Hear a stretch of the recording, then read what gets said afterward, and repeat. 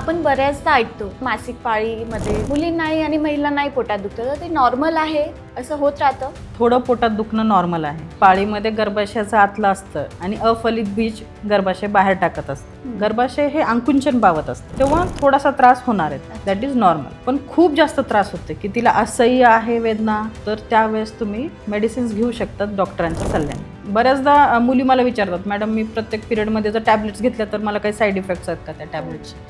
ते मी म्हणेल की वेदनाशामक गोळ्यांचे साईड इफेक्ट नसतात जर तुम्ही ते डॉक्टरांच्या सल्ल्याने घेतलेले असतील. खूप जर पोटात दुखत असेल तर त्यावेळेस आपल्याला बाकीच्या पण आजारांचं बघावं लागतं. ही एंडोमेट्रिओसिस अशी नावाची एक कंडिशन आहे की ज्याच्यामध्ये पण पिरियड दरम्यान खूप जास्त पेन असतं. तर हे आपल्याला रूल आउट करणं गरजेचं आहे की हे नॉर्मल मासिक पाळीमधलं दुखणं आहे की यामध्ये दुसरा कुठला आजारमध्ये आहे का. त्यावेळेस आपल्याला तपासण्या करणं, सोनोग्राफी करणं, स्त्रीरोगतज्ञांना दाखवणं गरजेचं असतं.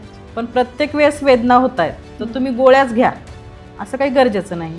घरगुती पण आपल्याकडं उपाय असतात की तुम्ही पोटावर, ओटीपोटावर शेकू शकतात. पाठीला गरम पाण्याच्या बॉटलनी पण तुम्ही शेकू शकतात. आलं जिऱ्याचं पाणी तुम्ही पिऊ शकतात, कॉफी पिऊ शकतात. आणि कसं असतं की ह्या दरम्यान जेव्हा रक्तस्राव होतोय तेव्हा तुम्ही तुमच्या डाएटकडं पण लक्ष ठेवणं खूप गरजेचं आहे.